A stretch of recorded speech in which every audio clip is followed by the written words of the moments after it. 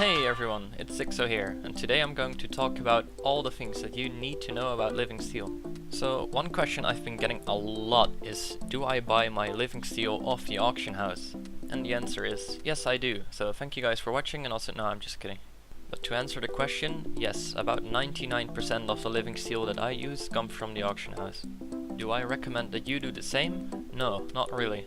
So why do I buy living steel? The answer is simple. I don't have alchemists. Out of my 25 characters, only one has alchemy, and that's my hunter. The rest of them have engineering and tailoring. So in order to have enough living steel to craft my sky golems, I need to buy them off the market. So right now you might be wondering, why do you have tailoring instead of alchemy? Well, that goes back to Warlord of Draenor, because back then, tailoring made me way more gold than alchemy ever could. So I leveled tailoring on all of my characters.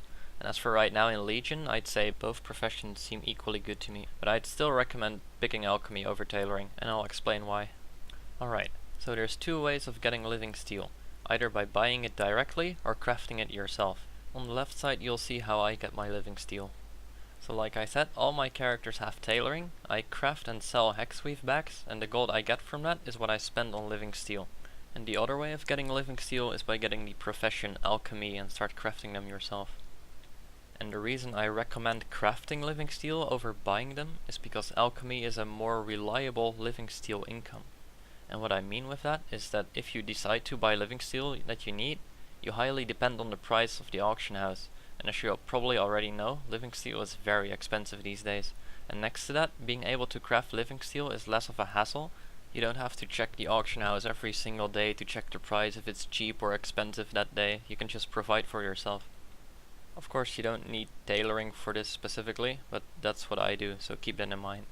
If you do decide to buy living steel instead of crafting it, because you already have two professions for example, then let me show you a way to manipulate the prices on the auction house. So here's what I do. I go to the auction house and I look up living steel, and then I notice that there's a lot of living steel on the auction house, and this most likely means that no one's buying it because it's so expensive. Try to keep in mind that living steel was around 1200 gold on this day. So here's a little trick that I use. I'm going to pretend I'm selling living steel.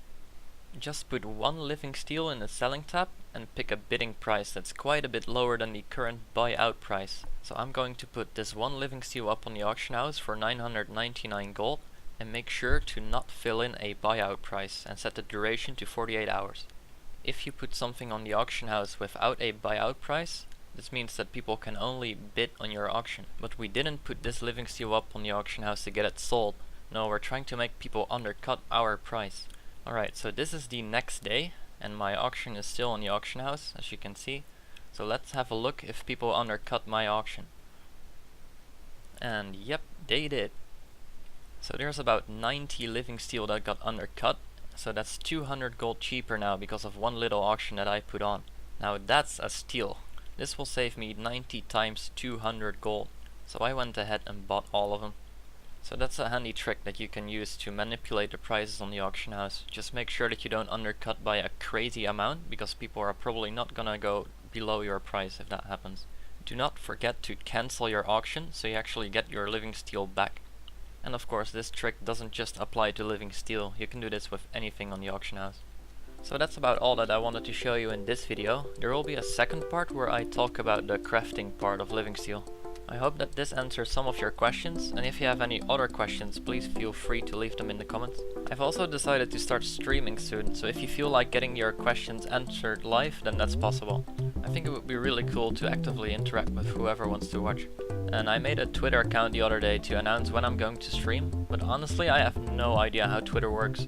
And of course I have 0 followers, so if you feel like being the first to follow me, please go ahead, I'll leave the link in the description. I'd like to thank you for watching, and if you feel like subscribing to my channel I would highly appreciate it, but you really don't have to. So yeah, I'll butt out.